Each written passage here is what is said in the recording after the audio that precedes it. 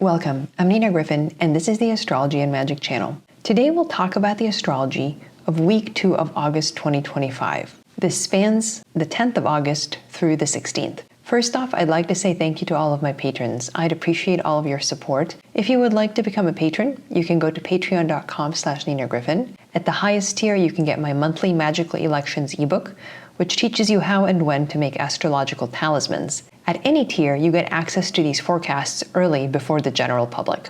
On August 10th, Mars at 2 Libra trines Pluto in Aquarius. This is not the most overtly dramatic aspect because it is a trine between two malefics, but the fact remains that it is an aspect between a superior planet and an outer planet, which will be powerful, even if not immediately noticed. Mars in Libra in particular will seek to achieve its goals, but it will do so very softly and diplomatically relative to the usual Mars MO. So we could have agreements, settlements, and treaties that come about with a major thumb on the scale, that of Pluto. Pluto represents the silent partner, the party who has the final say, but who may not be known or out front. So we could see this play out in the public sphere as well as in the private sphere. Now is the time for us to be tactful and approach those with power, or even those seemingly without power, with great care because they can do something positive and could influence the outcome of matters from behind the scenes. August 11th, Mercury turns direct at 4 Leo.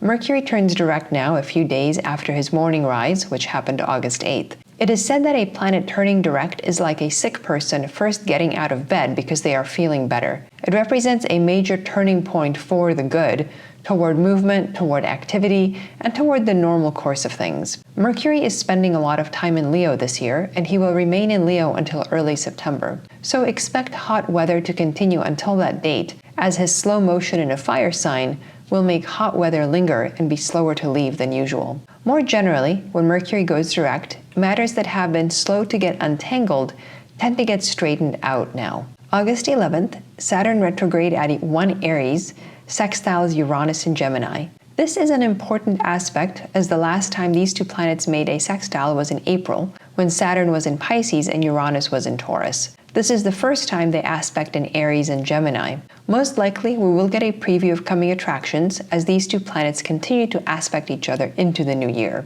Between Saturn and Uranus, it's an interplay between tradition and revolution, the old way of doing something and new inventions, and we can expect these two planets to harmonize the new and the old in unexpected ways. Mythologically, Saturn and Uranus are not friends, as Saturn castrated his father, the sky god Uranus. When their namesake planets are in a harmonious sextile aspect, this suggests a less drastic way of transitioning power from the old guard to the new. Their meeting is a family affair, and this time at least, it is without conflict. August 11th, Venus conjoins Jupiter at 14 Cancer. This is a once-a-year aspect, most years, and represents a special meeting of the two benefic planets, Venus and Jupiter. This year they meet in Cancer, the sign of Jupiter's exaltation. Depending on the house ruled by Cancer in your chart, you might experience blessings stemming from this area of life. If Venus and Jupiter are aspecting important planets or points in your horoscope, then the impact will be doubly powerful. Cancer is a cardinal water sign, so we could expect lots of life, growth,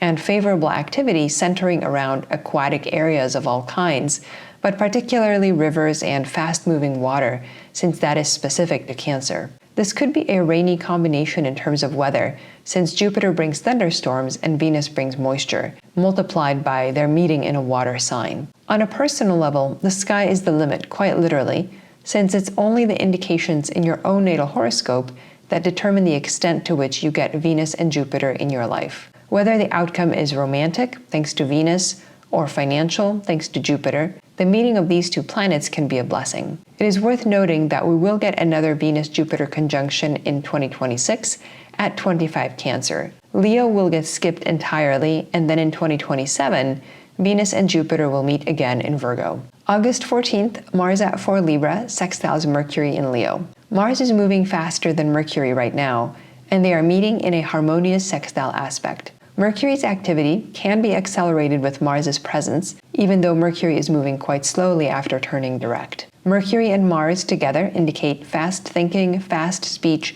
and accelerated commercial activity. Some would say that the two of them together have a tendency to color outside the lines, whether in the sense of creative and inventive thinking or if very afflicted, a tendency toward clever crimes. Thanks for watching. I'm Nina Gryphon, and this is the Astrology and Magic channel.